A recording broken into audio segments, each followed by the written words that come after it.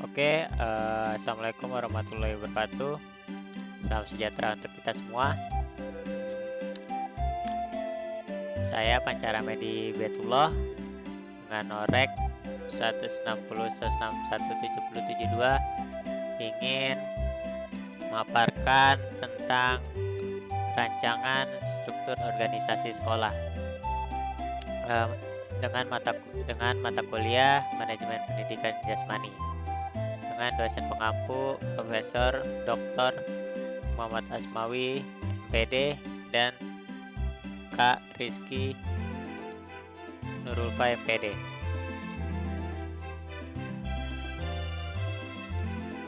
Nah, ini rancangan struktur yang saya buat. Sebelumnya saya belum pernah ada di institusi sekolah karena saya juga dalam masa perkuliahan, sehingga kurang lebih struktur organisasi yang ada di sekolah seperti ini, di mana kepala sekolah dan komite itu mempunyai kedudukan yang sama, tetapi mempunyai tugas yang berbeda. Sebelumnya, organisasi itu adalah suatu sekumpulan orang yang mempunyai tujuan yang sama. Nah, kebetulan organisasi yang saya bahas adalah organisasi sekolah. Oke. Nah, yang pertama itu ada tugas kepala sekolah. Nah, sebagai kepala sekolah, yang pertama yaitu merumuskan dan menetapkan dan mengembangkan visi misi sekolah. Nah, sebelum sekolah itu berjalan dengan sebenarnya, kepala sekolah itu harus merumuskan, ya. Kalau belum ada visi misi sekolah harus dirumuskan, kemudian ditetapkan dan dikembangkan visi misi sekolah. Yang kedua itu merumuskan dan menetapkan mengembangkan misi sekolah, ya, memajukan mengembangkan prestasi sekolah, mungkin itu misinya, ataupun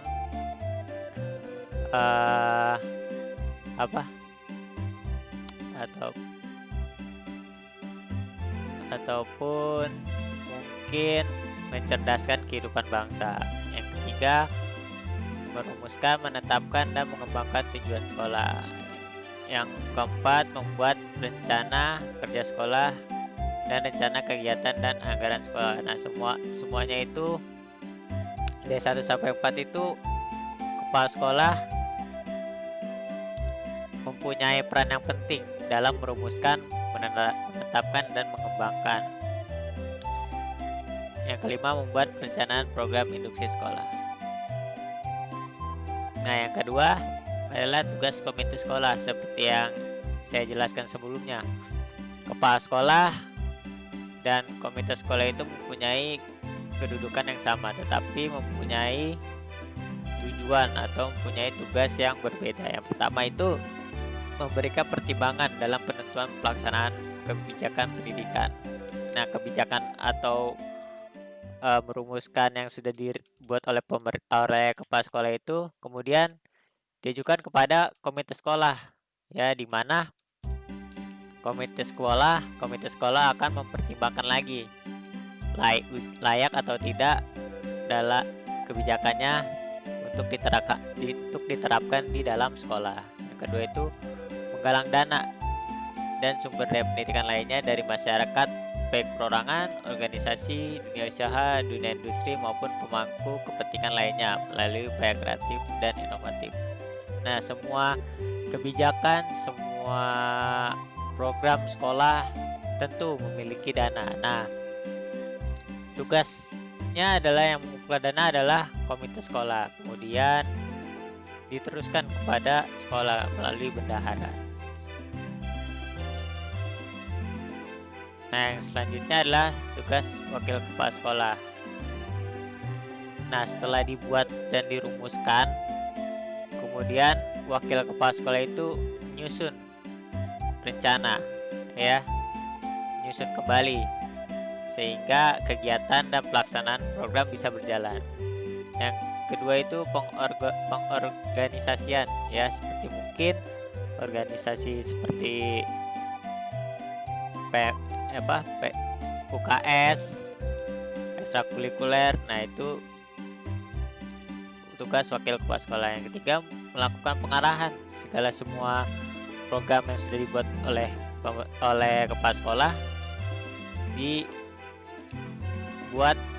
mungkin pengarahan kembali sehingga semua komponen atau semua anggota di dalam sekolah tersebut bisa mengerti tujuannya, ya. Yang keempat, ketenagaan. Yang kelima, pengkoordinasian. Yang keenam, pengawasan, ya. Segala bentuk program diawasi tetap harus dikontrol, harus dikoordinasi. Yang ketujuh adalah penilaian. Yang delapan, identifikasi dan pengumpulan data. Nah, yang selanjutnya adalah tugas bendahara sekolah. Nah, ini adalah salah satu yang sangat penting nih, karena ini juga sebenarnya sensitif sekali masalah bendahara sekolah. Nah, setelah semua program sudah berlanjut, kemudian bendahara mengalokasikan nih, ya, belanja organisasi berdasarkan program kerja yang sudah diterapkan atau yang telah disetujui. Yang kemudian memeriksa program kerja periode sebelumnya sehingga tidak ada yang miss komunikasi, sehingga uang ataupun dana yang disebarkan itu tepat, ya, tidak berlebih ataupun tidak kekurangan, sehingga semuanya bisa terkontrol dengan baik, sehingga sekolah bisa berjalan dengan yang sebenarnya. Yang selanjutnya, penyesuaian antara program kerja lama dan program baru dengan sumber pendapatan, ya, disesuaikan kembali. Yang selanjutnya adalah kepala TU atau tata usaha, ya. Biasanya kepala TU itu adalah dia yang mengkoordinasi, ya, menyusun, membina, mengatur pengurusan kepegawaian, ya. Nanti masa surat penyuratan itu bukan kepala TU lagi, tapi anggota-anggota tata usaha tersebut, sehingga kepala TU ini hanya menyusun, mengkoordinasi, membina, mengontrol, ya, ataupun meneliti surat-surat yang masuk ataupun keluar, ya. Nah, kepala sekolah itu tidak mungkin bekerja dengan sendirinya, perlu membantu kepala sekolah yang biasa disebut itu PKS, ya. PKS membantu kepala sekolah di bidang kesiswaan. Nah, biasanya itu di bidang kesiswaan itu harus sesuai dengan sesuai dengan guru lah. Guru harus sesuai dengan yang mumpuni tentang kesiswaan tersebut, ya. Misalnya guru bimbingan konseling, nah itu kan sangat relate terhadap bidang kesiswaan tersebut, sehingga bisa berjalan dengan baik nih, bisa terkontrol, bisa terkoordinasi dengan baik. Jangan sampai PKS di bidang kesiswaan itu tidak mengerti di bidang kesiswaan, ya, sehingga nanti akan menjadi ruwet, tidak terkoordinasi. Nah, PKS di bidang kesiswaan itu tugasnya pertama menyusun program pembinaan kesiswaan, ya.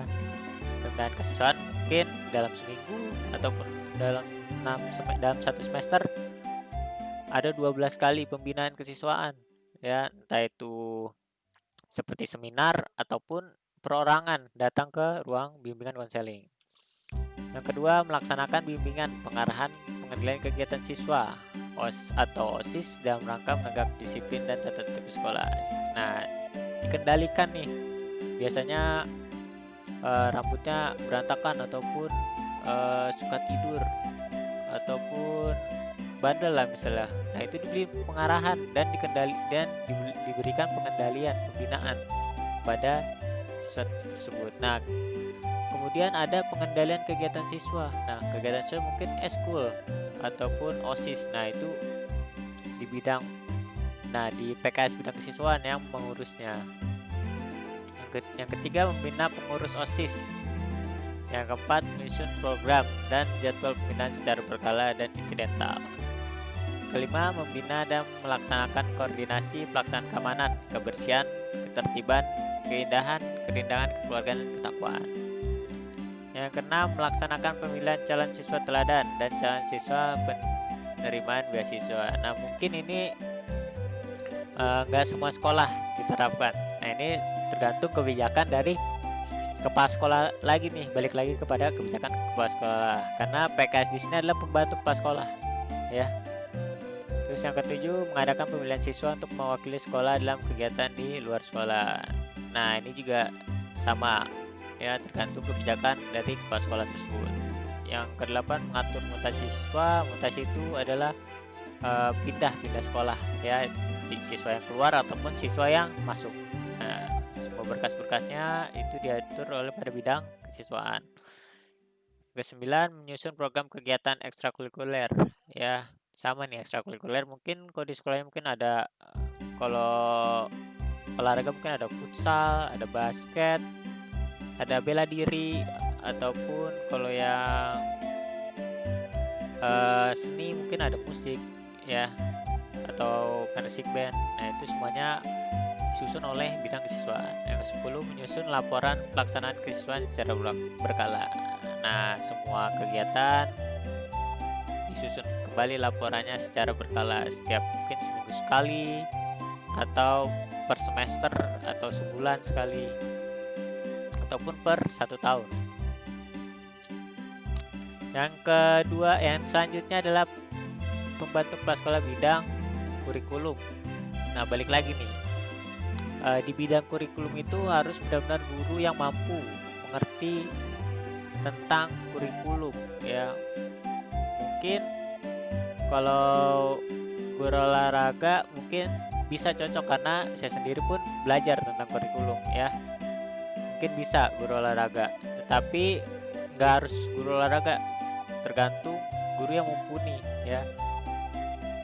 Yang pertama tugasnya adalah menyusun dan menjabarkan kalender pendidikan, ya. Jabarkan nih dalam 1 tahun apa saja kegiatannya, mungkin UTS atau mungkin ada, kalau dulu di sekolah saya mungkin kalender pendidikannya ada ulang tahun sekolah. Nah, dirayakan tuh di situ.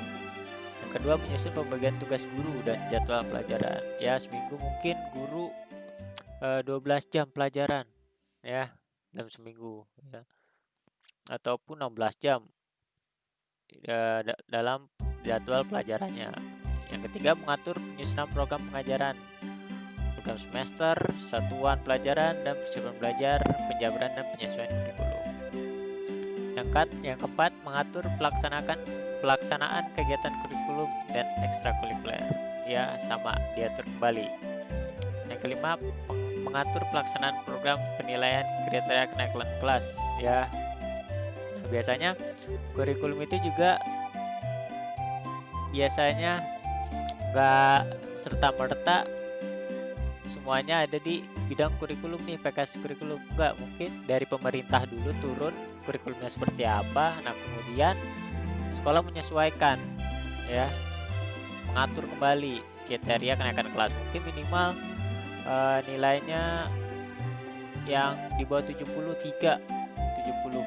ya, ataupun harus mengikuti kegiatan pramuka, ya, di sekolah. Sering tuh ada. Yang keenam, kriteria kelulusan dan laporan kemajuan belajar siswa serta pembagian rapot dan STTB. Nah, semuanya tuh. 7, mengatur pelaksanaan program perbaikan dan pengayaan. Ya, biasanya perbaikan dan pengayaan itu setelah ulangan tengah semester ataupun ujian akhir semester. Nah, yang ke-8, mengatur pemanfaatan lingkungan sebagai sumber belajar atau implementasi. Nah, yang selanjutnya adalah PKS bidang sarana dan prasarana. Nah, yang pertama, pemeliharaan gedung. Ya, maksudnya dari pemeliharaan gedung itu mungkin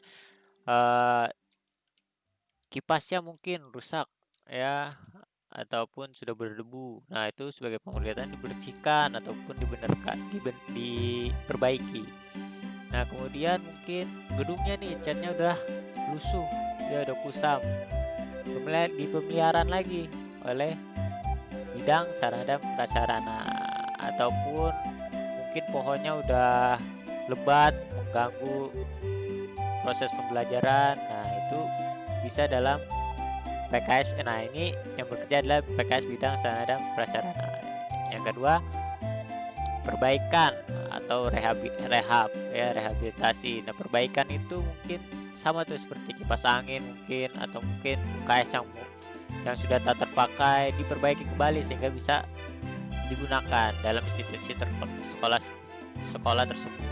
Nah, yang ketiga, pengadaan barang, pembangunan atau pengembangan fisik. Ya, pengadaan barang mungkin dalam kegiatan olahraga nih bolanya kurang sehingga aktivitas siswanya sedikit pasif, cenderung pasif, sehingga bidang sarana prasarana harus belikan bola nih. Nah, itu masuk dalam pengadaan barang, ya, pembangunan atau pengembangan fisik. Ya, mungkin lapangannya terlalu kecil, ya, dilebarkan kembali, ya, pembangunan atau pengembangan fisik terlihat secara fisik, ya. Terus selanjutnya bidang humas.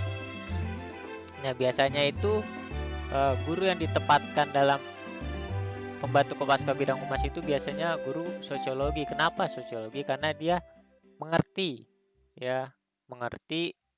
hubungan antar masyarakat, di mana tugasnya itu memberikan informasi dan menyampaikan ide atau gagasan kepada masyarakat, pihak-pihak lain yang membutuhkan, membantu kepala sekolah bagaimana usaha memperoleh bantuan dan kerjasama. Mungkin sekolah ada donor darah nih, ya. Nah, tugasnya guru sosiologi itu memberikan himbauan ataupun penyuluhan, ya, memberikan gagasan sehingga masyarakat bisa ikut kerjasama ataupun membantu, baik itu dari segi misalnya kalau sekolahnya sempit mungkin dari parkir ataupun jalurnya harus seperti apa. Nah, itu guru sosiologi tuh biasanya yang tepat menyampaikan gagasan masyarakat, ya. Yang selanjutnya adalah tugas bimbingan konseling. Nah, bimbingan konseling itu biasanya memberikan pembinaan kepada siswa-siswa yang bermasalah, biasanya bermasalah, paling sering itu yang harus bermasalah, sehingga yang bermasalah ini bisa selesai masalahnya, bisa mengikuti pembelajaran dengan baik.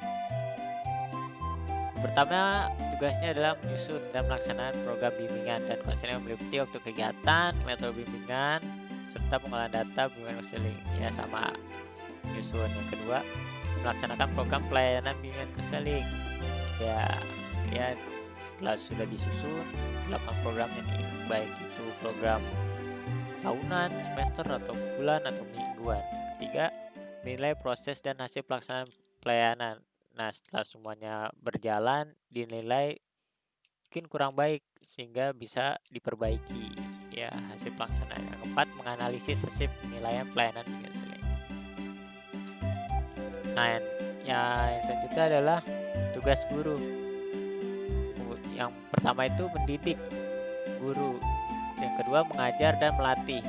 Mendidik berarti meneruskan dan mengembangkan nilai-nilai hidup dan kehidupan. Mengajar berarti meneruskan dan mengembangkan ilmu pengetahuan dan teknologi. Sedangkan melatih berarti mengembangkan keterampilan pada siswa. Selanjutnya, tugas siswa yang pertama itu belajar, ya. Dari yang tidak tahu menjadi tahu, yang tidak mengerti jadi mengerti. Yang kedua, taat pada peraturan sekolah. Nah, ini sangat sulit nih biasanya nih, ya, siswa.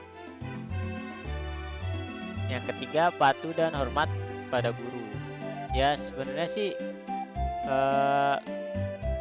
nggak harus hormat sih, yang penting respect lah. Kalau di sini ada hormat nanti jadinya gila hormat, ya, mungkin harusnya respect, ya. Yang keempat, menjaga nama baik sekolah, ya, tidak tawuran mungkin, ya, menjaga atau melakukan lomba, ya, menang sehingga menjaga nama baik sekolah atau meningkatkan derajat sekolah. Nah, mungkin itu paparan dari saya. Kurang lebihnya mohon maaf karena saya juga dalam proses pembelajaran. Wassalamualaikum warahmatullahi wabarakatuh.